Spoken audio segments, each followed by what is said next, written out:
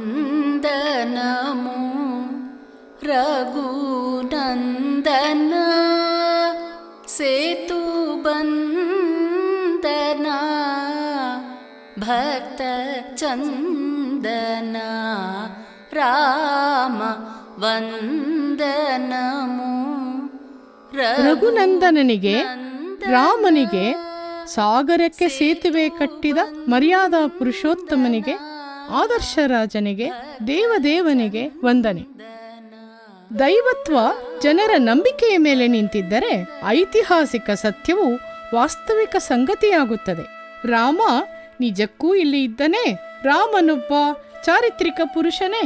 ಭಾರತದ ಪ್ರಾಚೀನ ಹಾಗೂ ಪಾರಂಪರಿಕ ನಾಗರಿಕತೆಯನ್ನು ವೈಚಾರಿಕ ನೆಲೆಯಲ್ಲಿ ಅರಿಯಲು ಭಾರತ್ ಜ್ಞಾನ್ ಸಮಗ್ರ ದೃಷ್ಟಿಯನ್ನು ಅಳವಡಿಸಿಕೊಂಡಿದೆ. ಇದುವರೆಗೂ 64 ವಿಷಯಗಳನ್ನು ಭಾರತ್ ಜ್ಞಾನ್ ಸಂಕಲಿಸಿದೆ. ಚಾರಿತ್ರಿಕ ರಾಮ ಅವುಗಳಲ್ಲಿ ಒಂದು. ಇದರಲ್ಲಿ ನಮ್ಮ ದೇಶದ ಸಾಹಿತ್ಯ ಗ್ರಂಥಗಳ ದಾಖಲೆಗಳು, ಈ ಗ್ರಂಥಗಳಲ್ಲಿರುವ ಭೌಗೋಳಿಕ ಮಾಹಿತಿಗಳನ್ನು ಸ್ಥಳ ಪುರಾಣಗಳೊಂದಿಗೆ ದೃಢಪಡಿಸುವುದು, ಪುರಾತತ್ವ ಶೋಧಗಳು, ಪಾರಂಪರಿಕ ಚಾರಿತ್ರಿಕ ಮಾಹಿತಿಗಳು, ಈ ಎಲ್ಲ ಮಾಹಿತಿಗಳಿಗೆ ಆಧಾರವಾದ ನೂತನ ವೈಜ್ಞಾನಿಕ ಸಾಧನಗಳನ್ನು ಈಗ ಪರೀಕ್ಷಿಸೋಣ.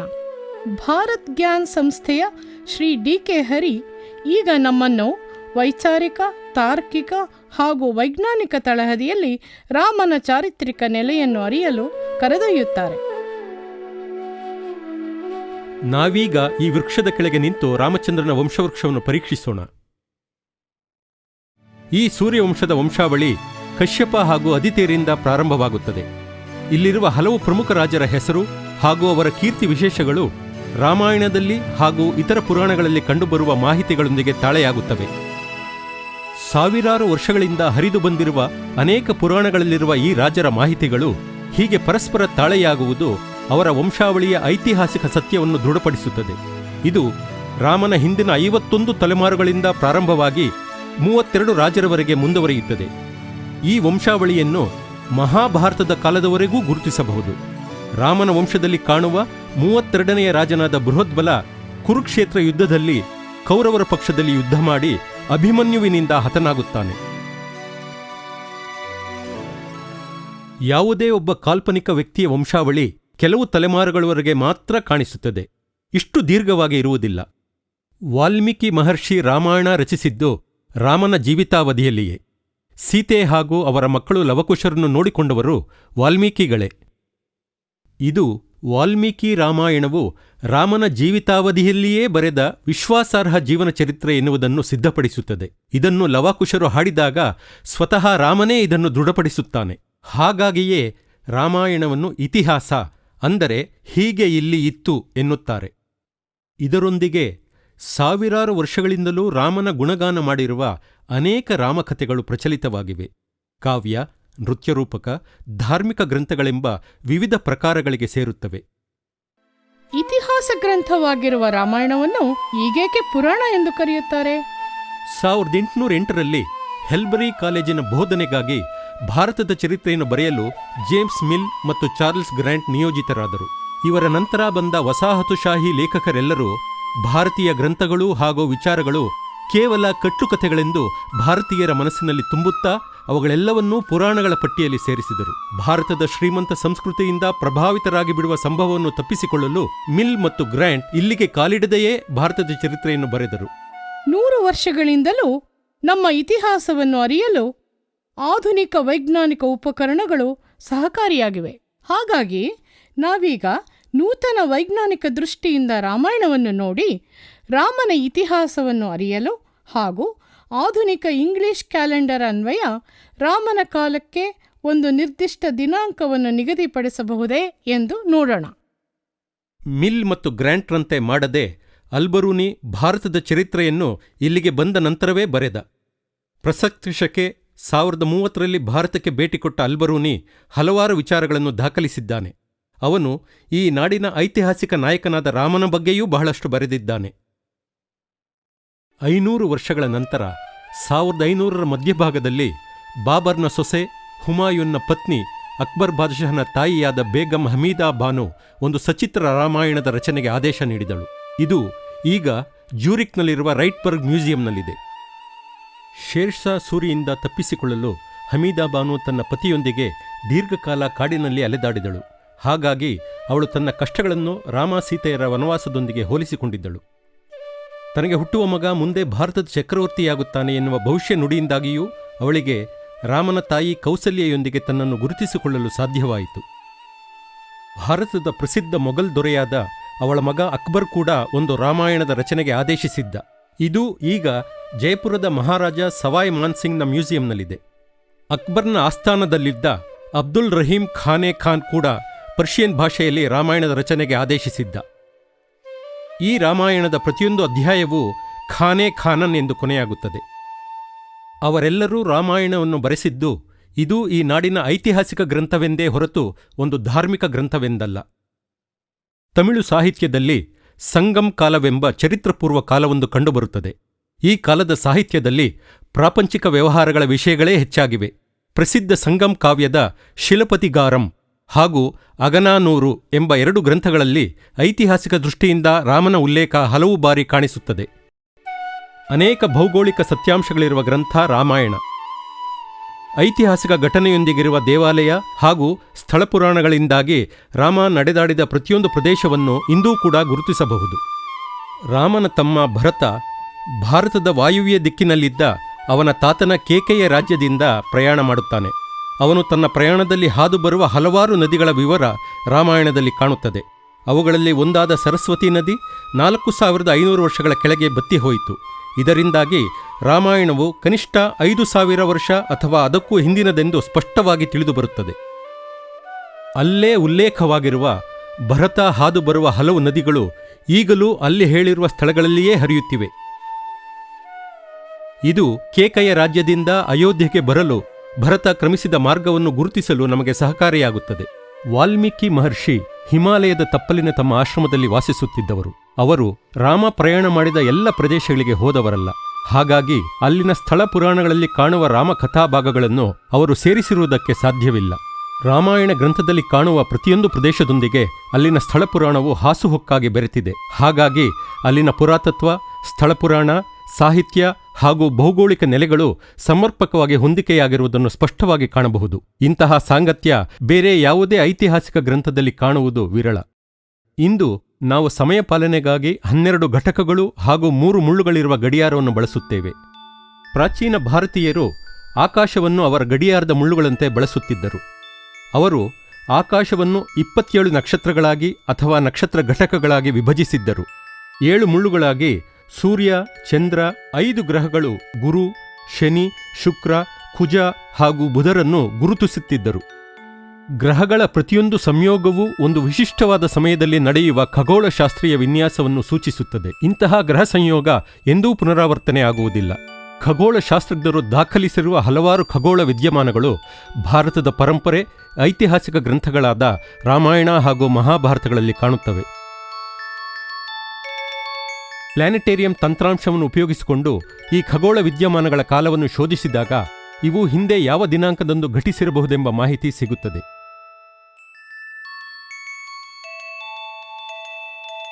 ಹೀಗೆ ಪ್ರಾಚೀನ ಗ್ರಂಥಗಳಿಂದ ಆಯ್ದ ಖಗೋಳ ವಿದ್ಯಮಾನಗಳನ್ನು ಉಪಯೋಗಿಸಿ ಆ ಘಟನೆಗಳ ನಿರ್ದಿಷ್ಟ ಕಾಲವನ್ನು ನಿರ್ಧರಿಸುವ ತಂತ್ರವನ್ನು ಆರ್ಕಿಯೋ ಅಸ್ಟ್ರಾನಮಿ ಎಂದು ಕರೆಯಬಹುದು. ಪ್ರಾಚೀನ ಖಗೋಳ ವಿದ್ಯಮಾನಗಳು ಘಟಿಸಿದ ಕಾಲವನ್ನು ತಿಳಿಯುವುದಕ್ಕಾಗಿ ನಡೆಸುವ ಈ ಆಕಾಶ ಶೋಧನ ತಂತ್ರವು ಪುರಾತತ್ವ ಶೋಧನೆಗಾಗಿ ಭೂಮಿಯನ್ನು ಉತ್ಖನನ ಮಾಡಿದಂತೆ ತೋರುತ್ತದೆ. ರಾಮಾಯಣದಲ್ಲಿ ಹಲವಾರು ಖಗೋಳ ವಿದ್ಯಮಾನಗಳು ಕಾಣುತ್ತವೆ. ಕೆಲವು ಪ್ರಮುಖ ಘಟನೆಗಳೊಂದಿಗೆ ಕಾಣುವ ಇಂತಹ ಖಗೋಳ ವಿದ್ಯಮಾನಗಳ ವಿವರ ಇಲ್ಲಿದೆ. ರಾಮನ ಜನನ ಶ್ರೀರಾಮನವಮಿ ಎಂದು ಆಯಿತೆಂಬುದು ನಮಗೆಲ್ಲರಿಗೂ ತಿಳಿದಿದೆ. ಅಂದರೆ ಚೈತ್ರ ಮಾಸದ ನವಮಿ ತಿಥಿಯೆಂದು ರಾಮನ ಜನನವಾಗಿದೆ. ಈ ಶ್ಲೋಕವು ರಾಮನ ಜನನ ಕಾಲದಲ್ಲಿದ್ದ ಗ್ರಹ ನಕ್ಷತ್ರ ಕೂಟದ ವಿವರವನ್ನು ಕೊಡುತ್ತದೆ. ಈ ಶ್ಲೋಕದಿಂದ ಗ್ರಹಗಳ ಸ್ಥಾನದ ಸಂಪೂರ್ಣ ಮಾಹಿತಿ ಸಿಗುತ್ತದೆ. ಈ ಮಾಹಿತಿಯನ್ನು ಪ್ಲಾನೆಟೇರಿಯಂ ತಂತ್ರಾಂಶದಲ್ಲಿ ದಾಖಲಿಸಿದಾಗ ರಾಮನ ಜನನ ಪೂರ್ವ ಪ್ರಸಕ್ತ ಶಕೆಯ 5114ನೇ ಇಸವಿಯ ಜನವರಿ 10ನೇ ದಿನಾಂಕದಂದು ಆಯಿತು ಎನ್ನುವ ಫಲಿತವನ್ನು ಕೊಡುತ್ತದೆ. ಭರತನ ಜನನ ಕಾಲದ ಮಾಹಿತಿಯನ್ನು ಈ ತಂತ್ರಾಂಶದಲ್ಲಿ ದಾಖಲಿಸಿದಾಗ ಪೂರ್ವ ಪ್ರಸಕ್ತ ಶಕೆಯ 5114ನೇ ಜನವರಿ 11ನೇ ದಿನಾಂಕದಂದು ಬೆಳಿಗ್ಗೆ 5:30 ಎಂಬ ಫಲಿತ ಸಿಗುತ್ತದೆ. ರಾಮನ ಜನನವಾದ ಮೇಲೆ ಸರಿಯಾಗಿ 16 ಗಂಟೆಗಳ ನಂತರ ಭರತನ ಜನನವಾಯಿತು ಎಂದು ಈ ತಂತ್ರಾಂಶದಿಂದ ತಿಳಿದುಬರುವ ಮಾಹಿತಿ ಅತ್ಯಂತ ಮಹತ್ವದ್ದಾಗಿದೆ. ರಾಮನ ಜನನವಾದ ಮೇಲೆ 16 ಗಂಟೆಗಳ ನಂತರ ಭರತನ ಜನನವಾಯಿತು ಎಂದು ರಾಮಾಯಣವೂ ಕೂಡ ದಾಖಲಿಸುತ್ತದೆ. ರಾಮನ ಯುವರಾಜ್ಯಾಭಿಷೇಕದ ಹಿಂದಿನ ದಿನ ಚಕ್ರವರ್ತಿ ದಶರಥ ರಾಜಸಭೆಯನ್ನು ಕರೆದು ಅಂದಿನ ಗ್ರಹಕೂಟ ತನಗೆ ಪ್ರತಿಕೂಲವಾಗಿರುವುದರಿಂದ ರಾಮನಿಗೆ ರಾಜ್ಯಭಾರವನ್ನು ವಹಿಸುವ ಅಭಿಲಾಷೆಯನ್ನು ವ್ಯಕ್ತಪಡಿಸುತ್ತಾನೆ.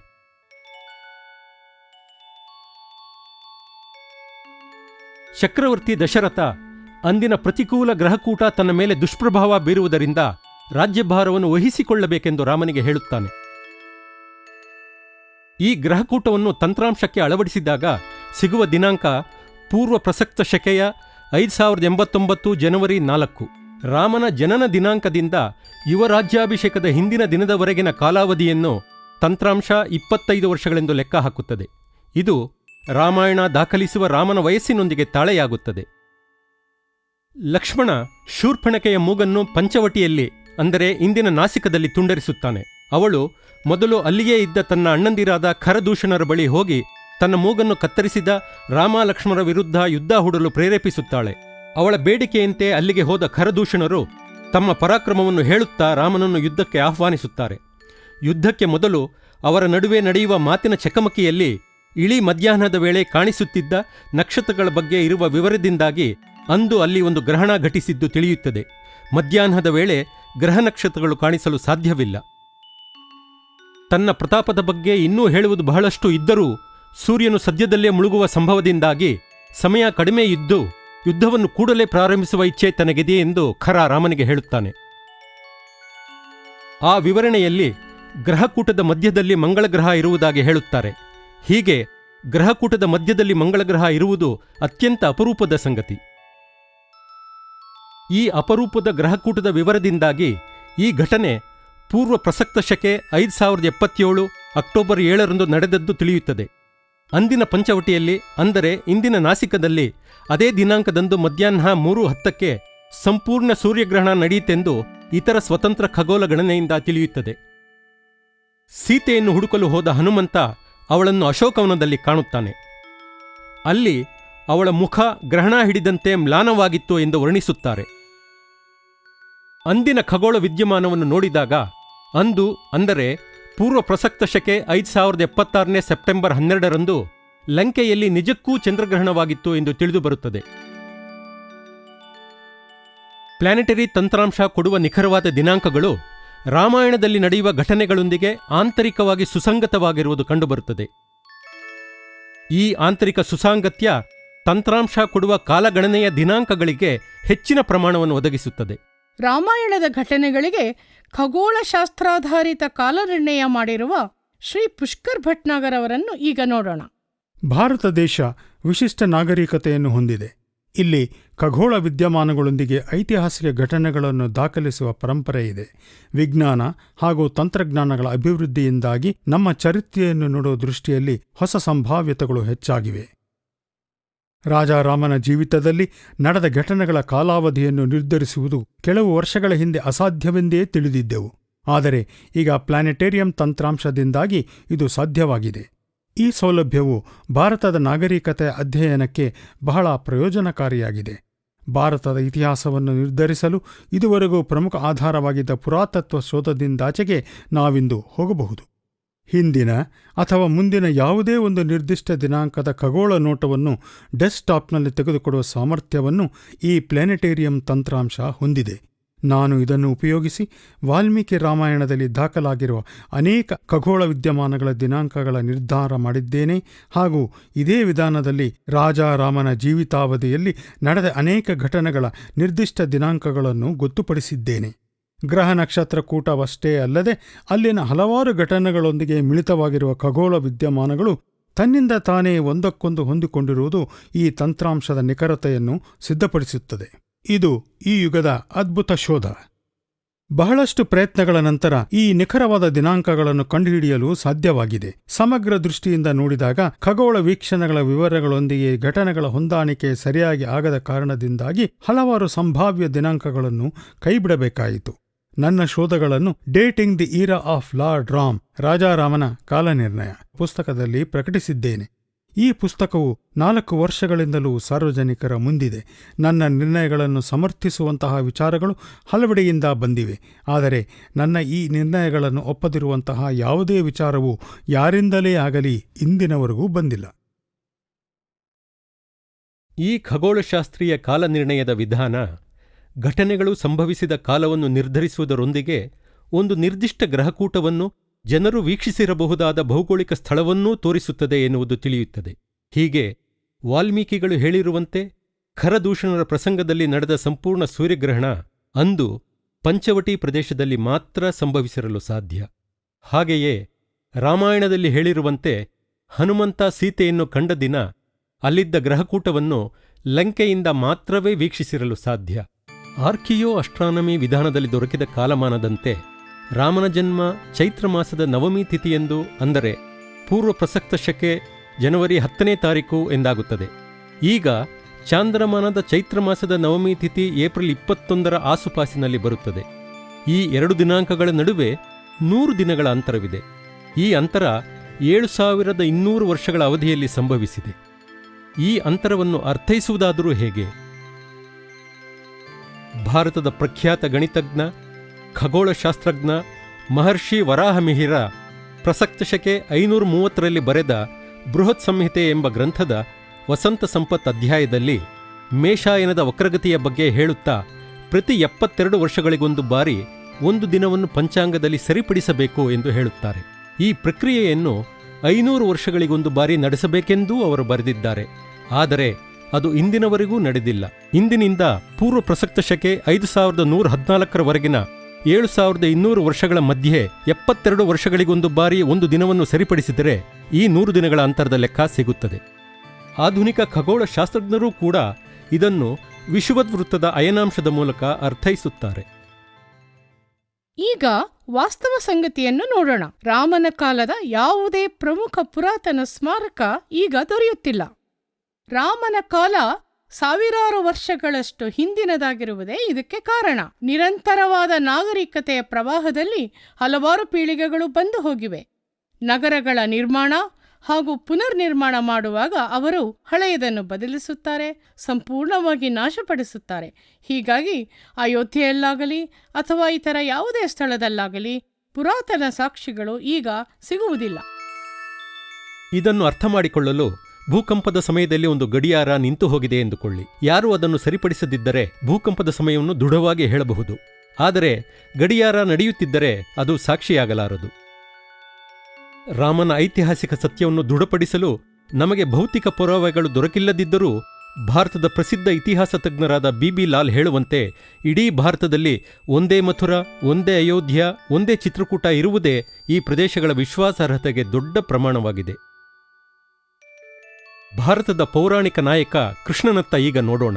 ಇಲ್ಲಿಯೂ ನಮಗೆ ಇದೇ ತರಹದ ಸಮಸ್ಯೆ ಎದುರಾಗುತ್ತದೆ. ಕೃಷ್ಣನ ಒಡನಾಟವಿದ್ದ ಬೃಂದಾವನ, ಮಥುರಾ, ದ್ವಾರಕಾಗಳಲ್ಲಿರುವ ನಿರಂತರ ಜನವಸತಿಯಿಂದಾಗಿ ಅಲ್ಲಿ ಯಾವುದೇ ಪುರಾತತ್ವ ಸಾಕ್ಷ್ಯ ದೊರೆಯುವುದಿಲ್ಲ. ಹಲವು ದಶಕಗಳ ಹಿಂದೆ ಸಾಗರ ಗರ್ಭ ಶೋಧ ಶಾಸ್ತ್ರಜ್ಞರಿಂದ ನಡೆದ ಅದ್ಭುತ ಶೋಧದಿಂದಾಗಿ ಸಮುದ್ರ ತಟದ ದ್ವಾರಕಾ ನಗರದ ಪಶ್ಚಿಮದಲ್ಲಿ ನೀರಿನಲ್ಲಿ ಮುಳುಗಿದ್ದ ನಗರ ಪ್ರಕಟಗೊಂಡಿತು. ಸಮುದ್ರದಾಳದಲ್ಲಿ ದ್ವಾರಕಾ ನಗರ ಮುಳುಗಿ ಹೋಗಿದ್ದರಿಂದಾಗಿ ಅಲ್ಲಿ ಜನವಸತಿ ಇಲ್ಲವಾಗಿ ಕಾಲಗರ್ಭದಲ್ಲಿ ಮರೆಯಾಯಿತು. ಹಾಗಾಗಿ ಅಲ್ಲೊಂದು ಅಭಿವೃದ್ಧಿ ಹೊಂದಿದ ನಗರವಿದ್ದ ಪುರಾವೆ ಸಾವಿರಾರು ವರ್ಷಗಳ ನಂತರವೂ ದೊರಕಿತು. ಇದು ಮಹಾಭಾರತದಲ್ಲಿ ಆ ನಗರದ ಬಗ್ಗೆ ಇರುವ ವಿವರಗಳನ್ನು ಹೋಲುತ್ತದೆ. ಅದೇ ರೀತಿಯಲ್ಲಿ ರಾಮನ ಅಸ್ತಿತ್ವವನ್ನು ದೃಢಪಡಿಸಲು ಇರುವ ಏಕಮೇವ ಪುರಾತತ್ವ ಸಾಕ್ಷಿಯಾಗಿರುವ ರಾಮಸೇತು ಈಗ ಸಮುದ್ರದಲ್ಲಿ ಮುಳುಗಿ ಹೋಗುವ ಸಂಭವವಿದೆ. ಹಲವಾರು ಶತಮಾನಗಳಿಂದಲೂ ಮಾನವರಿಂದಾಗುವ ಅಡೆತಡೆಗಳಿಲ್ಲದೆ ನೀರಿನಲ್ಲಿ ಇರುವುದರಿಂದಾಗಿ ಈ ಸೇತುವೆ ರಾಮನ ಐತಿಹಾಸಿಕ ಅಸ್ತಿತ್ವಕ್ಕಾಗಿ ನಾವು ಹುಡುಕುತ್ತಿರುವ ಒಂದು ಬಹುಮುಖ್ಯ ಪುರಾತತ್ವ ಸಾಕ್ಷಿಯನ್ನು ಒದಗಿಸಬಲ್ಲದು. ರಾಮ ಐತಿಹಾಸಿಕ ವ್ಯಕ್ತಿಯಾಗಿದ್ದರಿಂದಲೇ ಅವನು ಈ ಸೇತುವೆಯನ್ನು ಕಟ್ಟಿರುತ್ತಾನೆ ಎನ್ನುವುದು ಸ್ಪಷ್ಟವಾಗುತ್ತದೆ. ಈ ಸೇತುವೆ ರಾಮಾಯಣದ ವರ್ಣನೆಗೆ ಅನುಸಾರವಾಗಿ ಮಾನವ ನಿರ್ಮಿತವಾಗಿದ್ದಲ್ಲಿ ಹಾಗೂ ಇತರ ವೈಜ್ಞಾನಿಕ ಪೂರಕ ಮಾಹಿತಿಗಳು ಲಭಿಸಿದಲ್ಲಿ ರಾಮ ಐತಿಹಾಸಿಕ ವ್ಯಕ್ತಿ ಎನ್ನುವುದು ಸಿದ್ಧವಾಗುತ್ತದೆ. ರಾಮಾಯಣದಲ್ಲಿ ಈ ಸೇತುವೆಯ ಉಲ್ಲೇಖ ಮಾತ್ರ ಇದ್ದಿದ್ದರೆ ಇದರ ಪರೀಕ್ಷೆ ಮಾಡುವ ಅಗತ್ಯವೂ ಇರಲಿಲ್ಲ. ರಾಮಾಯಣದಲ್ಲಿ ಸೇತುವೆ ನಿರ್ಮಾಣದ ಪ್ರಕ್ರಿಯೆಯನ್ನು ನಿರ್ದಿಷ್ಟ ವಿವರಗಳೊಂದಿಗೆ ಸುದೀರ್ಘವಾಗಿ ಹೇಳಿದ್ದಾರೆ. ಇಂತಹ ವಿವರವಾದ ಮಾಹಿತಿಯು ನಮ್ಮನ್ನು ಅದರ ಪರೀಕ್ಷೆಯನ್ನು ಮಾಡಲು ಪ್ರೇರೇಪಿಸುತ್ತದೆ. ಈ ನಿರ್ಮಾಣ ವಿವರಗಳನ್ನು ಸ್ಥಳ ಪರೀಕ್ಷಣೆ, ಯೋಜನೆ ಹಾಗೂ ವಾಸ್ತುವಿನ್ಯಾಸ ಇಂಜಿನಿಯರ್ಗಳ ದೃಷ್ಟಿಯಿಂದ ಅಭ್ಯಾಸ ಮಾಡಬಹುದು. ರಾಮ ಹಾಗೂ ಅವನ ಸಂಗಡಿಗರು ಸೇತುವೆ ಕಟ್ಟಲು ಸೂಕ್ತ ಸ್ಥಳಕ್ಕಾಗಿ ಸಮೀಕ್ಷಣ ನಡೆಸಿದರೆಂದು ತೋರುತ್ತದೆ. ಈ ಸಮೀಕ್ಷಣ ಹಾಗೂ ಸಮುದ್ರರಾಜನೊಂದಿಗೆ ನಡೆದ ಅವರ ಸಂವಾದಗಳು ರಾಮಾಯಣ ಗ್ರಂಥದಲ್ಲಿ ಸಮುದ್ರದೇವ ಹೇಳಿದ ಮಾತುಗಳ ರೂಪದಲ್ಲಿ ಕಂಡುಬರುತ್ತದೆ. ಘೋರವಾದ ಜಲಚರಗಳಿಂದ ಕೂಡಿ ಆಳವಾಗಿರುವುದೇ ಸಮುದ್ರದ ಸ್ವಭಾವವಾಗಿರುವುದರಿಂದ ವಾನರ ಸೈನ್ಯವು ಈಜಿಕೊಂಡು ದಾಟುವುದು ಅಸಾಧ್ಯವೆಂದು ಸಮುದ್ರರಾಜ ಹೇಳುತ್ತಾನೆ. ಈ ಸಂವಾದದ ಮಧ್ಯದಲ್ಲಿಯೇ ನೀರಿನೊಳಗೆ 2 ಭೂಭಾಗಗಳನ್ನು ಜೋಡಿಸಿದ್ದ ಸಮುದ್ರದಡಿಯ ಕೋಡುಗಲ್ಲನ್ನು ಅವರು ಗುರುತಿಸುತ್ತಾರೆ. ನಳ ತಾನು ವಿಶ್ವಕರ್ಮನ ಕುಲದಲ್ಲಿ ಜನಿಸಿದವನು ಎಂದು ತಿಳಿಸಿ ಸೇತುವೆ ಕಟ್ಟಲು ಮುಂದೆ ಬರುತ್ತಾನೆ. ಅವನ ಅರ್ಹತೆಯನ್ನು ಒಪ್ಪಿ ರಾಮ ಅವನನ್ನು ಮುಖ್ಯ ಇಂಜಿನಿಯರ್ ಆಗಿ ನೇಮಿಸುತ್ತಾನೆ. ನಳನ ನೇತೃತ್ವದಲ್ಲಿ ವಾನರ ಸೇನೆ ಈ ಸಮುದ್ರದಡಿಯ ಕೋಡುಗಲ್ಲಿನ ಮೇಲೆ ಸೇತುವೆ ಕಟ್ಟಲು ತೊಡಗುತ್ತದೆ. ಈಗ ಸೇತುವೆ ನಿರ್ಮಾಣದಲ್ಲಿ ಉಪಯೋಗಿಸಿದ ವಾಸ್ತುಶಿಲ್ಪದ ತಂತ್ರಗಳನ್ನು ನೋಡೋಣ. ಮೊದಲಿಗೆ ಅಸ್ಥಿಭಾರದ ವಿವರಗಳು. ಮರದ ತಳಪಾಯವನ್ನು ನಿರ್ಮಿಸಲು ಇಲ್ಲಿ ಹೇಳಿರುವ ನಾನಾ ವಿಧದ ಮರಗಳನ್ನು ಮೊದಲು ಸಮುದ್ರದಡಿಯ ಕೋಡುಗಲ್ಲಿನ ಮೇಲೆ ಹಾಕುತ್ತಾರೆ. ಇದರ ಮೇಲೆ ದೊಡ್ಡ ಹಾಗೂ ಚಿಕ್ಕ ಕಲ್ಲುಗಳನ್ನು ಹಾಕುತ್ತಾರೆ. ಸಮುದ್ರ ತಳದಲ್ಲಿ ಮುಳುಗಿರುವ ಬೆಟ್ಟದ ಕೋಡುಗಲ್ಲುಗಳು ಸ್ವಾಭಾವಿಕವಾಗಿ ಉಬ್ಬು ತಗ್ಗುಗಳಿಂದ ಕೂಡಿರುವುದನ್ನು ಈ ಅನಿಮೇಷನ್ ತೋರಿಸುತ್ತಿದೆ. ಇದರ ಮೇಲೆ ಮರಗಳು, ನಂತರ ದೊಡ್ಡ ಹಾಗೂ ಚಿಕ್ಕ ಕಲ್ಲುಗಳಿದ್ದು ಇದರ ಮೇಲ್ಭಾಗ ಸಮತಲವಾಗಿ ಪೂರ್ಣಗೊಂಡಿದೆ. ಈಗಲೂ ಅಳಿದುಳಿದಿರುವ ಈ ಸೇತುವೆಯ ಮೇಲ್ಭಾಗ ಸಮತಲವಾಗಿದೆ. ಹಲವು ಸಾವಿರ ವರ್ಷಾಂತರದಲ್ಲಿ ಈ ಸೇತುವೆಯ ಮೇಲೆ ಮರಳು ಸೇರಿಕೊಂಡಿದೆ. ಹಾಗಾಗಿ ಈಗ ನಮಗೆ ಇಲ್ಲಿ ಪ್ರಮುಖವಾಗಿ ಮರಳ ದಿಬ್ಬಗಳು ಹಾಗೂ ಸಮುದ್ರ ಕಳೆ ಕಂಡುಬರುತ್ತದೆ. ಜಾಗರೂಕತೆಯಿಂದ ಇಲ್ಲಿ ಸೇರಿಕೊಂಡಿರುವ ಮರಳನ್ನು ಪಕ್ಕಕ್ಕೆ ಸರಿಸಿದರೆ ಸೇತು ಬಂಧನದ ಹಲವು ಪದರಗಳು ಕಾಣಿಸುವುದರಲ್ಲಿ ಸಂಶಯವಿಲ್ಲ. ಕೆಳಗಿನ ಪದರದಲ್ಲಿ ವಾನರರು ಸೇತುವೆಯ ಅಡಿಪಾಯಕ್ಕಾಗಿ ಉಪಯೋಗಿಸಿದ ಮರದ ಭಾಗ ಖಂಡಿತವಾಗಿಯೂ ಇರುತ್ತದೆ. ಕಳೆದ ಸಾವಿರಾರು ವರ್ಷಗಳಲ್ಲಿ ಅದು ಗಟ್ಟಿಯಾಗಿ ಇಂಗಾಲಾಂಶದಿಂದ ಕೂಡಿ ಬಹುಶಃ ಜೈವಿಕ ಕಣಗಳ ರೂಪದಲ್ಲಿರಬಹುದು. ಸೇತುವೆ ನಿರ್ಮಾಣದ ಸಮಯದಲ್ಲಿ ಅದು ನೇರವಾಗಿರುವಂತೆ ಎರಡೂ ಪಕ್ಕಗಳಲ್ಲಿ ವಾನರರು ಹಗ್ಗಗಳನ್ನು ಹಿಡಿದುಕೊಂಡಿದ್ದರು ಎಂದು ರಾಮಾಯಣದಲ್ಲಿ ಉಲ್ಲೇಖವಿದೆ. ಅದರ ಮಧ್ಯದಲ್ಲಿ ಅವರು ಮರ ಹಾಗೂ ಕಲ್ಲುಗಳನ್ನು ಜೋಡಿಸಿದರು. ಸೇತುವೆಯನ್ನು ನೇರವಾಗಿ ನಿರ್ಮಿಸಲು ವಾನರರು 100 ಯೋಜನದವರೆಗೂ ಹಗ್ಗ ಹಿಡಿದು ನಿಂತಿದ್ದರು ಎನ್ನುವುದು ಇಲ್ಲಿ ಸ್ಪಷ್ಟವಾಗಿ ಕಾಣಿಸುತ್ತದೆ. ಯಾವುದೇ ಯೋಗ್ಯ ಕಟ್ಟಡವನ್ನು ನಿರ್ಮಿಸಲು ರೇಖಾ ಸಂಯೋಜನೆ ಹಾಗೂ ಅಳತೆ ಸರಿಯಾಗಿರುವುದು ಅಗತ್ಯ. ರೇಖಾ ಸಂಯೋಜನೆಯ ತತ್ವವನ್ನು ಅನುಸರಿಸಿ ನಿರ್ಮಾಣ ಯೋಜನೆ ಹಾಕಿಕೊಂಡು ಕಟ್ಟಿದ ಸೇತುವೆಯೇ ಹೊರತು ಇದು ಸುಮ್ಮನೆ ಅಲ್ಲಲ್ಲಿ ಕಲ್ಲುಗಳನ್ನು ಎಸೆದು ಕಟ್ಟಿದಂತಹ ಸೇತುವೆಯಲ್ಲ ಎನ್ನುವುದು ಈ ವಿವರಣೆಯಿಂದ ಹಾಗೂ ಸೇತುವೆಯ ವೈಮಾನಿಕ ಛಾಯಾಚಿತ್ರದಿಂದ ತಿಳಿದುಬರುತ್ತದೆ.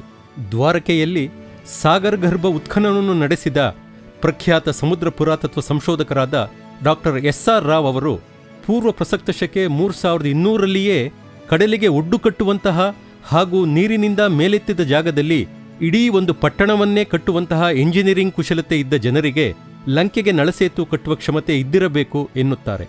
ಈಗ ನಾವು ಡಾಕ್ಟರ್ SR ರಾವ್ ಅವರೊಂದಿಗೆ ಇದ್ದೇವೆ. ಮೆರೀನ್ ಆರ್ಕಿಯಾಲಜಿ ಸಾಗರ ಗರ್ಭಶೋಧ ಭಾರತದಲ್ಲಿ 1980ರಲ್ಲಿ ಪ್ರಾರಂಭವಾಯಿತು.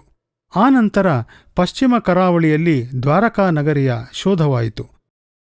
ರಾಮಾಯಣದ ಕಾಲದಲ್ಲಿ ರಾಮ ಸೇತುವೆಯನ್ನು ಕಟ್ಟುವುದು ಅಂತಹ ಕಷ್ಟದ ಕೆಲಸವಾಗಿರಲಿಲ್ಲ. ಸಾಗರದಲ್ಲಿ ಚಲಿಸುವ ದೊಡ್ಡ ದೊಡ್ಡ ಹಡಗುಗಳನ್ನು ಲಂಗರು ಹಾಕಿ ನಿಲ್ಲಿಸುವ ಸ್ಥಳವನ್ನು ನಿರ್ಮಿಸಲು ಸ್ವಾಭಾವಿಕ ಬಂಡಗಳನ್ನು ಉಪಯೋಗಿಸಿರುವುದನ್ನು ದ್ವಾರಕೆಯಲ್ಲಿ ನಾವು ನೋಡಿದ್ದೇವೆ. ಅದಕ್ಕೂ ಹಿಂದೆ ಲೋಥಲ್ನಲ್ಲಿ ಟೈಡಲ್ ಡಾಕ್ ಬಂದರು ಇತ್ತು. ಇಲ್ಲಿ ಅವರು ಮಾಡಬೇಕಾದದ್ದು ಇಷ್ಟೇ: ಸಮುದ್ರದ ಭರತ ಸಮಯಗಳನ್ನು ಬಿಟ್ಟು ಸಮುದ್ರ ಮಟ್ಟ ಕಡಿಮೆ ಇದ್ದಾಗ ಅಲ್ಲಿಯೇ ಇದ್ದ ಸ್ವಾಭಾವಿಕ ಕೋಡುಗಲ್ಲುಗಳ ಮೇಲೆ ಅಲ್ಲಿಂದ ದೂರ ಸಿಡಿದು ಹೋಗಿದ್ದ ಬಂಡೆಗಳನ್ನು ಪೇರಿಸಿ ಜನರು ಸುಲಭವಾಗಿ ದಾಟಿಕೊಂಡು ಹೋಗುವಂತೆ ಅವರು ಮಾಡಬೇಕಿತ್ತು. ಈಗಲೂ ಅಲ್ಲಿ ಕೋಡುಗಲ್ಲುಗಳ ಮೇಲೆ ಪೇರಿಸಿರುವ ಬಂಡೆಗಳನ್ನು ಕಾಣಬಹುದು. ಅವುಗಳನ್ನು ಅಲ್ಲಿಗೆ ಮನುಷ್ಯರೇ ತೆಗೆದುಕೊಂಡು ಹೋಗಿರಬೇಕಲ್ಲದೆ ಬೇರೆ ಇನ್ಯಾವ ಸಾಧ್ಯತೆಯೂ ತೋರುವುದಿಲ್ಲ. ಆಧುನಿಕ ಸಿವಿಲ್ ಇಂಜಿನಿಯರರು ಯಾವುದೇ ನಿರ್ಮಾಣ ಯೋಜನೆಯನ್ನು ಕೈಗೆತ್ತಿಕೊಳ್ಳುವ ಮೊದಲು ಆಯಾ ಸ್ಥಳದ ಮಣ್ಣಿನ ಸ್ವಭಾವವನ್ನು ಪರಿಶೀಲಿಸುತ್ತಾರೆ. ಅದರ ನಂತರವಷ್ಟೇ ನಿರ್ಮಾಣ ಕಾರ್ಯ ಪ್ರಾರಂಭಿಸುತ್ತಾರೆ. ನಳ ಕೂಡ ಸಮುದ್ರದಡಿಯಲ್ಲಿ ಕಾಣುವ ದಿಬ್ಬಗಳ ಸ್ವಾಭಾವಿಕ ಲಕ್ಷಣಗಳನ್ನು ತಿಳಿದು ಅವುಗಳ ಮಧ್ಯೆ ಮಧ್ಯೆ ಮರದ ಅಡಿಪಾಯವನ್ನೂ ಹಾಗೂ ಅದರ ಮೇಲೆ ಕಲ್ಲುಗಳನ್ನೂ ಹಾಕಿ ಬಹಳ ಬೇಗ ನಿರ್ಮಾಣವನ್ನು ಪೂರ್ಣ ಮಾಡಿದ್ದ. ಆಯಾ ಸ್ಥಳದ ಸ್ವಾಭಾವಿಕ ಲಕ್ಷಣವನ್ನು ಉಪಯೋಗಿಸುವುದು ಯಾವುದೇ ಇಂಜಿನಿಯರನ ಸಾಮರ್ಥ್ಯದ ಮೇಲೆ ನಿರ್ಭರವಾಗಿರುತ್ತದೆ. ಇಲ್ಲಿಯೂ ನಳ ತನ್ನ ಸ್ವಾಭಾವಿಕ ಸಾಮರ್ಥ್ಯವನ್ನು ತೋರಿಸಿದ್ದಾನೆ. ಇದರ ಸೂಚನೆ ನಮಗೆ ರಾಮಾಯಣದಲ್ಲಿ ಮೊದಲೇ ಕಾಣಿಸುತ್ತದೆ. ಹನುಮಂತ ಸೀತೆಯನ್ನು ಹುಡುಕಲು ಲಂಕೆಗೆ ಹಾರಿದಾಗ ಅವನು ಈ ಸಮುದ್ರ ಪರ್ವತದ ಕೋಡುಗಳ ಮೇಲೆ ನಿಂತು ಹೋಗಿದ್ದು ಕಾಣುತ್ತದೆ. ಹೀಗೆ ಸ್ವಾಭಾವಿಕ ಲಕ್ಷಣವನ್ನು ಉಪಯೋಗಿಸಿಕೊಂಡು 5 ದಿನಗಳಲ್ಲಿ ಸೇತುವೆ ಕಟ್ಟಿದರು. ಒಂದೊಂದು ದಿನದ ಪ್ರಗತಿಯೂ ರಾಮಾಯಣದಲ್ಲಿ ಉಲ್ಲೇಖವಾಗಿದೆ. ಸೇತುವೆಯ ಒಟ್ಟು ಉದ್ದ 100 ಯೋಜನ ಹಾಗೂ ಅಗಲ 10 ಯೋಜನವೆಂದು ಅಲ್ಲಿ ಸ್ಪಷ್ಟವಾಗಿ ಹೇಳಿದ್ದಾರೆ. ಈ ಅಳತೆ ಮಹಾಭಾರತದಲ್ಲಿಯೂ ಅದೇ ರೀತಿ ಉಲ್ಲೇಖವಾಗಿದೆ. ಇದು 10:1 ಅನುಪಾತದಲ್ಲಿದೆ. ಇಂದು ರಾಮಸೇತು ಅಥವಾ ಆಡಮ್ ಸೇತು 35 ಕಿಲೋಮೀಟರ್ ಉದ್ದ ಹಾಗೂ 3.5 ಕಿಲೋಮೀಟರ್ ಅಗಲವಾಗಿರುವುದು ಕಾಣುತ್ತದೆ. ಇಲ್ಲಿಯೂ ಅದೇ 10:1 ಅನುಪಾತವಿದೆ. ಸಮುದ್ರದಲ್ಲಿ ಸೇತುವೆ ಅಥವಾ ಇನ್ಯಾವುದೇ ತಡೆ ಇದ್ದಾಗ ಅದರ ಮೇಲೆ ನಿರಂತರವಾಗಿ ನೀರು ಅಪ್ಪಳಿಸುವುದರಿಂದಾಗಿ ಅದು ಕೊನೆಗೆ ಪೂರ್ಣವಾಗಿ ನಾಶವಾಗುವ ಸಂಭವ ಇರುತ್ತದೆ. ಈ ಸಮಸ್ಯೆಯನ್ನು ನಿವಾರಿಸಲು ಇಂತಹ ಯಾವುದೇ ಕಟ್ಟಡದಲ್ಲಿ ನೀರು ಹಾದು ಹೋಗಲು ಸಂದುಗಳನ್ನು ಅಥವಾ ಮಾರ್ಗವನ್ನು ನಿರ್ಮಿಸುವುದು ಅತ್ಯಗತ್ಯ. ಈ ವಿನ್ಯಾಸವನ್ನು ಒತ್ತಡ ರಂಧ್ರ ಎನ್ನುತ್ತಾರೆ. ಈಗ ನೀರಿನೊಳಗಿರುವ ಈ ಸೇತುವೆಯನ್ನು ಪರೀಕ್ಷಿಸಿದಾಗ ಒಂದರ ಮೇಲೊಂದು ಪೇರಿಸಿರುವ ಕಲ್ಲುಗಳ ಮಧ್ಯೆ ಸಂದುಗಳನ್ನು ಬಿಟ್ಟಿರುವುದನ್ನು ಕಾಣಬಹುದು. ಈ ಪ್ರದೇಶದಲ್ಲಿ ಸೇತುವೆಗೆ ನೀರು ಅಪ್ಪಳಿಸಿದಾಗ ಅದು ಸಿಡಿಯುವುದಿಲ್ಲ.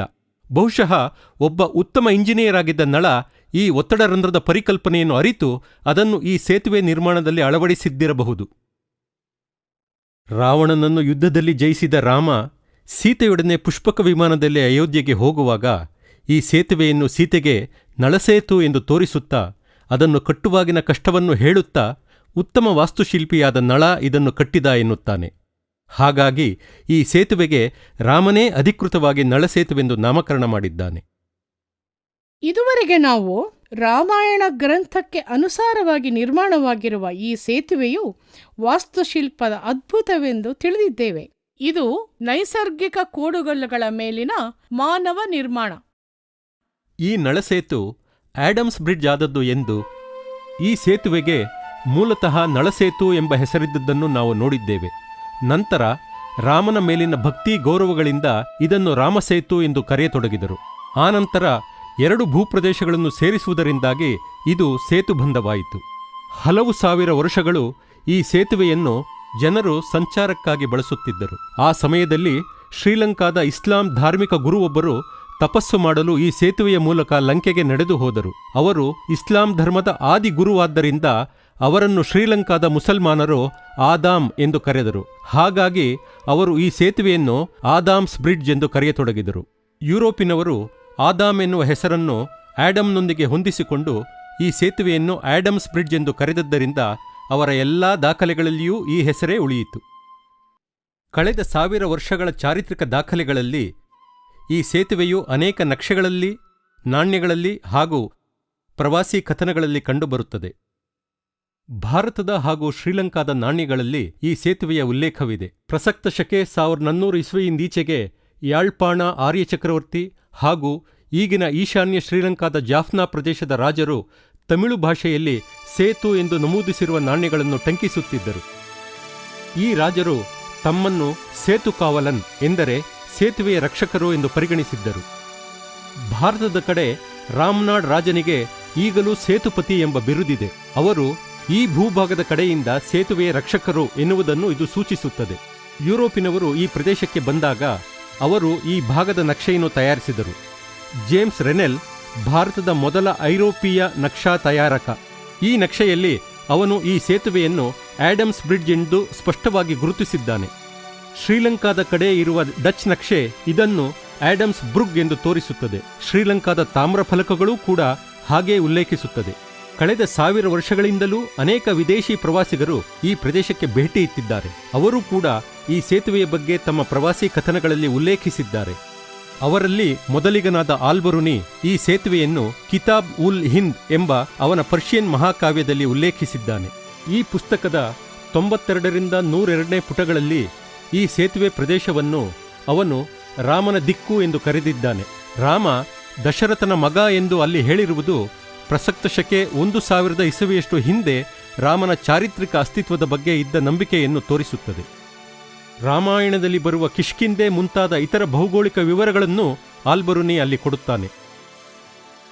ಏಷಿಯಾದ ಬಹಳಷ್ಟು ಭಾಗಗಳಲ್ಲಿ ಸುತ್ತಾಡಿದ್ದ ಮಾರ್ಕೋಪೋಲೋ ಕೂಡ ರಾಮಸೇತುವನ್ನು ಹಾದು ಮಲಬಾರನ್ನು ತಲುಪಿದ. ಅವನು ತನ್ನ ಪುಸ್ತಕದಲ್ಲಿ ರಾಮಸೇತುವನ್ನು ಉಲ್ಲೇಖಿಸಿದ್ದಾನೆ. ಅರೇಬಿಯಾ, ಮಧ್ಯ ಏಷಿಯಾ ಹಾಗೂ ಭಾರತಗಳಲ್ಲಿ ಓಡಾಡಿದ್ದ ವಾರ್ತೇಮ ಕೂಡ ವಿಶೇಷವಾಗಿ ರಾಮಸೇತುವನ್ನು ಉಲ್ಲೇಖಿಸಿದ್ದಾನೆ.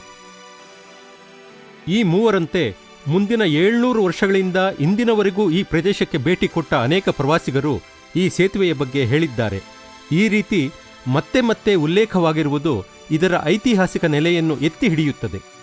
1902ರಲ್ಲಿ ಸಿ.ಡಿ. ಮಕ್ಲೀನ್ ತನ್ನ ಅಡ್ಮಿನಿಸ್ಟ್ರೇಷನ್ ಆಫ್ ಮೆಡ್ರಾಸ್ ಪ್ರೆಸಿಡೆನ್ಸಿ ಎಂಬ ಹೊತ್ತಿಗೆಯಲ್ಲಿ 1480ರಲ್ಲಿ ಬೀಸಿದ ಚಂಡಮಾರುತದಿಂದಾಗಿ ಇದು ನಾಶವಾಗುವವರೆಗೆ, ಅಂದರೆ 1000 ವರ್ಷಗಳಷ್ಟು ದೀರ್ಘಕಾಲ ಜನರು ಈ ರಾಮಸೇತುವೆಯನ್ನು ನಿರಂತರವಾಗಿ ಸಂಚಾರಕ್ಕಾಗಿ ಬಳಸುತ್ತಿದ್ದರು ಎಂದು ಹೇಳಿದ್ದಾನೆ. ಆ ಚಂಡಮಾರುತದ ನಂತರ ಈ ಸೇತುವೆ ಮುರಿದು ಹೋಗಿ ಉಪಯೋಗಕ್ಕೆ ಬಾರದಾಯಿತು. ಈ ಎಲ್ಲ ವಿಚಾರಗಳು 1972ನೇ ಇಸವಿಯ ರಾಮನಾಥಪುರಂ ಗೆಜೆಟಿಯರ್ನಲ್ಲಿ ನಮೂದಾಗಿದೆ. ಹಲವಾರು ಸಾಹಿತ್ಯ ಗ್ರಂಥಗಳಲ್ಲಿರುವಂತೆ ಹಾಗೂ ಸ್ಥಳೀಯ ಪರಂಪರೆಯಂತೆ ಈ ಸೇತುವೆಯನ್ನು ವಾನರ ಸೇನೆ ನಿರ್ಮಿಸಿತು. ಇದು 1480ರವರೆಗೆ ಉಪಯೋಗದಲ್ಲಿತ್ತು ಎಂದು ಈ ಗೆಜೆಟ್ ಹೇಳುತ್ತದೆ. ತಮಿಳು ಭಾಷೆಯ ಪ್ರಖ್ಯಾತ ಕವಿ ಸುಬ್ರಹ್ಮಣ್ಯ ಭಾರತಿಗಳು 1920ರಲ್ಲಿ ಬರೆದ ಕವಿತೆಯಲ್ಲಿ ಕೂಡ ಲಂಕೆಗೆ ನಡೆದು ಹೋಗುವ ಈ ಸೇತುವೆಯ ಜೀರ್ಣೋದ್ಧಾರ ಮಾಡುವ ತಮಿಳರ ಕನಸಿನ ಬಗ್ಗೆ ಭಾವುಕರಾಗಿ ಹೇಳಿದ್ದಾರೆ. ಈಗ್ಗೆ ಕೆಲವು ದಶಕಗಳಿಂದಲೂ ಮಾನವ ನಿರ್ಮಿತ ಉಪಗ್ರಹಗಳು ಭೂಮಿಯನ್ನು ಪ್ರದಕ್ಷಿಣೆ ಹಾಕುತ್ತಾ ಹಲವಾರು ಪ್ರದೇಶಗಳ ಛಾಯಾಚಿತ್ರಗಳನ್ನು ತೆಗೆಯುತ್ತಿವೆ. ದಕ್ಷಿಣ ಭಾರತದ ಪ್ರದೇಶದಲ್ಲಿ ತೆಗೆದ ಈ ಛಾಯಾಚಿತ್ರಗಳಲ್ಲಿ ಈ ಸೇತುವೆಯೂ ಕಾಣುತ್ತದೆ. ಹೆಚ್ಚು ಆಳವಿಲ್ಲದ ನೀರಿನೊಳಗೆ 2 ಭೂಭಾಗಗಳನ್ನು ಸೇರಿಸುವ ಈ ರಚನೆ ಸ್ಪಷ್ಟವಾಗಿ ಕಾಣುತ್ತದೆ. ವಿಶಿಷ್ಟ ರೀತಿಯ ತಿರುವು ಪಡೆದ ಆಕಾರದಿಂದಾಗಿ ಇದು ರಾಮಾಯಣದಲ್ಲಿ ವರ್ಣಿತವಾಗಿರುವ ಮಾನವ ನಿರ್ಮಿತ ಸೇತುವೆ ಎಂಬ ಅಭಿಪ್ರಾಯವನ್ನು ಅನೇಕ ಜನರು ಹೊಂದಿದ್ದಾರೆ. ಭೂಗರ್ಭಶಾಸ್ತ್ರ ಹಾಗೂ ಪ್ರಾಚ್ಯವಸ್ತು ಶೋಧಗಳ ಆಧಾರದಿಂದ ಈ ಸೇತುವೆಯ 2 ಕೊನೆಗಳಲ್ಲಿರುವ ಭೂಭಾಗಗಳು ಲಕ್ಷಾಂತರ ವರ್ಷಗಳಷ್ಟು ಹಿಂದಿನಿಂದಲೂ ಇತ್ತು ಎಂಬುದು ತಿಳಿಯುತ್ತದೆ ಎಂದು ಅವರು ಈ ಛಾಯಾಚಿತ್ರಗಳು ಪ್ರಕಟಗೊಂಡಾಗ ಹೇಳಿದರು. ಮತ್ತೂ ಮುಂದುವರೆದು ಅಲ್ಲಿರುವ ಈ ಜೋಡಣಾ ಕಾಲುಹಾದಿಯೂ ಅಷ್ಟೇ ಹಳೆಯದು ಎನ್ನುವುದು ಅವರ ಅಭಿಪ್ರಾಯವಾಗಿತ್ತು. ಸ್ಯಾಟಲೈಟ್ ಚಿತ್ರಗಳು ಈ ಸೇತುವೆ ಮಾನವ ನಿರ್ಮಿತ ಎನ್ನುವ ಸೂಚನೆಯನ್ನು ಕೊಡಬಹುದೇ ಹೊರತು ಅದರ ರಚನೆಯ ಕಾಲವನ್ನು ನಿರ್ಧರಿಸಲಾಗುವುದಿಲ್ಲ. ಈಗಾಗಲೇ ದೊರೆತಿರುವ ಆಧಾರಗಳೊಂದಿಗೆ ಈ ಸ್ಯಾಟಲೈಟ್ ಚಿತ್ರಗಳಿಂದ ತಿಳಿದುಬರುವ ವಿಶಿಷ್ಟ ಸಂರಚನೆಯ ಮಾಹಿತಿಯಿಂದಾಗಿ ಈ ಸೇತುವೆಯು ಮಾನವ ನಿರ್ಮಿತ ಎನ್ನುವ ಸೂಚನೆ ಸಿಗುತ್ತದೆ. ಇತರ ಮಾಹಿತಿಗಳ ಆಧಾರಗಳನ್ನು ಹಾಗೂ ತಾಂತ್ರಿಕ ಸೌಲಭ್ಯಗಳನ್ನು ಉಪಯೋಗಿಸಿಕೊಂಡು ಈ ಸೇತುವೆಯ ರಚನೆ ಮತ್ತು ಕಾಲಗಳ ಬಗ್ಗೆ ತೀರ್ಮಾನಕ್ಕೆ ಬರಬೇಕಾಗುತ್ತದೆ. ಈ ಕಾಲುಹಾದಿ ಈಗ ನೀರಿನೊಳಗೆ ಸುಮಾರು 2 ಮೀಟರ್ನಷ್ಟು ಕೆಳಗಿದೆ. ಈ ಸೇತುವೆಯನ್ನು ಕಟ್ಟಿದಾಗ ಇದು ಸಮುದ್ರ ಮಟ್ಟಕ್ಕಿಂತಲೂ ಕೊನೆಯ ಪಕ್ಷ 1 ಮೀಟರ್ನಷ್ಟಾದರೂ ಮೇಲೆ ಇದ್ದಿರಲೇಬೇಕು. ಅಂದರೆ ಆಗಿನ ಸಮುದ್ರ ಮಟ್ಟ ಈಗಿನದಕ್ಕಿಂತಲೂ 3 ಮೀಟರ್ ಅಥವಾ 9 ಅಡಿಗಳಷ್ಟು ಕೆಳಗಿದ್ದಿರಬೇಕು.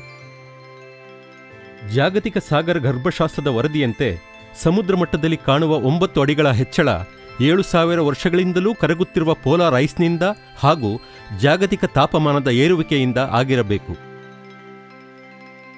ಈ ಸೇತುವೆಯ ರಚನೆ ಸುಮಾರು 7000 ವರ್ಷಗಳಿಗಿಂತ ಹಿಂದೆ, ಅಂದರೆ ಪೂರ್ವ ಪ್ರಸಕ್ತ ಶಕೆ 5000 ವರ್ಷಗಳ ಹಿಂದೆ ಆಗಿರಬೇಕು ಎಂದು ನಿರ್ಣಯಿಸಲು ಈ ಸಾಗರ ಗರ್ಭಶಾಸ್ತ್ರ ನೆರವು ನೀಡುತ್ತದೆ. ಈ ಸೇತುವೆಯ ಉಪಯುಕ್ತತೆ, ಪ್ರಾಮುಖ್ಯತೆ ಹಾಗೂ ಹಲವಾರು ಉಲ್ಲೇಖಗಳನ್ನು ಮನಗಂಡು ಎಎಸ್ಐ ಅಧಿನಿಯಮದ 4ನೇ ಉಪನಿಯಮದಡಿ ಈ ಸೇತುವೆಯನ್ನು ಪಾರಂಪರಿಕ ಸ್ಮಾರಕ ಎಂದು ಘೋಷಿಸಬೇಕಾಗಿದೆ. ಇದು ಪುರಾತನ ನಾಗರಿಕತೆಯ ವಾಸ್ತುಶಿಲ್ಪದ ಒಂದು ಅದ್ಭುತ ಸಾಧನೆ. ಈ ಹಂತದಲ್ಲಿ ಮಹಾಭಾರತದಿಂದ ಒಂದು ಸ್ವಾರಸ್ಯಕರ ಸಂಗತಿಯನ್ನು ಹೇಳುವುದು ಉಚಿತವೆನಿಸುತ್ತದೆ. ಒಮ್ಮೆ ಪಾಂಡವರು ಕಾಡಿನಲ್ಲಿ ಪ್ರಯಾಣ ಮಾಡುತ್ತಿದ್ದಾಗ ಅಲ್ಲಿದ್ದ ಮಹರ್ಷಿ ಮಾರ್ಕಂಡೇಯರು ಅವರ ಪೂರ್ವಜರ ಕಥೆಗಳನ್ನು ಹೇಳುತ್ತಾರೆ. ಅದರಲ್ಲಿ ನಳಸೇತುವಿನ ಬಗ್ಗೆಯೂ ಹೇಳುತ್ತಾರೆ. ವಾಸ್ತುಶಿಲ್ಪದ ಅದ್ಭುತ ಮಾದರಿಯಾದ ಈ ಸೇತುವೆಯನ್ನು ನಳ ಕಟ್ಟಿದ್ದರ ಬಗ್ಗೆ ಹೇಳುತ್ತಾರೆ. ಆ ಸಮಯದಲ್ಲಿ ಇದು ಸಂರಕ್ಷಿತ ಸ್ಮಾರಕವಾಗಿತ್ತು. ಈ ಸೇತುವೆಯು ಏನನ್ನು ಸಂಕೇತಿಸುತ್ತದೆ? ಇದು ಹಲವು ಜನರಿಗೆ ಹಲವು ವಿಚಾರಗಳನ್ನು ಸಂಕೇತಿಸುತ್ತದೆ. ಇದನ್ನು ನಾವು ವೈಚಾರಿಕವಾಗಿ, ಚಾರಿತ್ರಿಕವಾಗಿ ಹಾಗೂ ವೈಜ್ಞಾನಿಕ ದೃಷ್ಟಿಯಿಂದ ನೋಡಿದಾಗ ಇದು ನಳ, ನೀಲ ಮತ್ತು ವಾನರ ಪಡೆ ನಿರ್ಮಿಸಿದ ಸೇತುವೆಯಾಗಿ ಕಾಣುತ್ತದೆ. ಇವರು ಕಿಷ್ಕಿಂಧೆಯ ಮೂಲ ನಿವಾಸಿಗಳಾಗಿದ್ದರು. ಕಿಷ್ಕಿಂಧೆಯು ಇಂದಿನ ಹಂಪೆಯಾಗಿದೆ. ಈ ಪ್ರದೇಶವು ದಕ್ಷಿಣ ಭಾರತದ ದ್ರಾವಿಡ ಪ್ರದೇಶದಲ್ಲಿದೆ. ಅದರಿಂದಾಗಿ ಅವರು ಮೂಲತಃ ಆದಿದ್ರಾವಿಡರು. ಹಾಗಾಗಿ ಈ ನಳಸೇತುವನ್ನು ಆದಿದ್ರಾವಿಡರ ಒಂದು ಅದ್ಭುತ ಸಾಧನೆ ಎನ್ನಬಹುದು. ಒಟ್ಟಿನಲ್ಲಿ ಆರ್ಕಿಯೋ ಅಸ್ಟ್ರಾನಮಿ ದೃಷ್ಟಿಯಿಂದ ರಾಮ 7000 ವರ್ಷಗಳ ಕೆಳಗೆ ಇಲ್ಲಿ ನಡೆದಾಡಿದ್ದ ಎಂದು ತಿಳಿಯುತ್ತದೆ. ಏಕಮೇವ ಪುರಾತತ್ವ ಸ್ಮಾರಕವಾದ ಸೇತುವೆ ನಿರ್ಮಾಣದ ವಿವರ ಹಾಗೂ ಸಮುದ್ರ ಮಟ್ಟದ ಹೆಚ್ಚಳಗಳೂ ಅದೇ ಕಾಲಮಾನವನ್ನು ಸೂಚಿಸುತ್ತವೆ. ರಾಮನ ಮೇಲಿರುವ ಶ್ರದ್ಧೆ ಭಾರತಕ್ಕೆ ಮಾತ್ರ ಸೀಮಿತವಾಗಿಲ್ಲ. ಈಜಿಪ್ಟಿನ ಫೆರೋಗಳೂ ಕೂಡ ತಮ್ಮನ್ನು ಸೂರ್ಯವಂಶದ ರಾಮ್ಸೆಸ್ಗಳು ಎಂದು ಕರೆದುಕೊಳ್ಳುತ್ತಾರೆ. ಇದು ರಾಮಪದದಿಂದ ನಿಷ್ಪನ್ನವಾದದ್ದು ಹಾಗೂ ಸೂರ್ಯವಂಶ ಕೂಡ ರಾಮನ ವಂಶವೇ. ಥಾಯ್ಲ್ಯಾಂಡಿನಲ್ಲಿ ಈಗಲೂ ರಾಜ್ಯವಾಳುತ್ತಿರುವ ಚಕ್ರಿವಂಶದ ರಾಜರ ಬಿರುದೂ ರಾಮ. ಅಲ್ಲಿ ಈಗಿರುವ ರಾಜ 9ನೇ ರಾಮ. ಇದು ಪ್ರಪಂಚದೆಲ್ಲೆಡೆ ಹರಡಿರುವ ರಾಮನ ಕೀರ್ತಿಯನ್ನು ತಿಳಿಸುವುದರೊಂದಿಗೆ ಹಲವಾರು ಶತಮಾನಗಳಿಂದಲೂ ವಿಶ್ವದೆಲ್ಲೆಡೆ ರಾಮನ ಬಗ್ಗೆ ಇರುವ ಉನ್ನತ ಭಾವನೆಯನ್ನೂ ತೋರಿಸುತ್ತದೆ. ಎಂತರೋ ಮಹಾನುಭಾವು ಲೂ ಅಂತರಿಕ್ಷ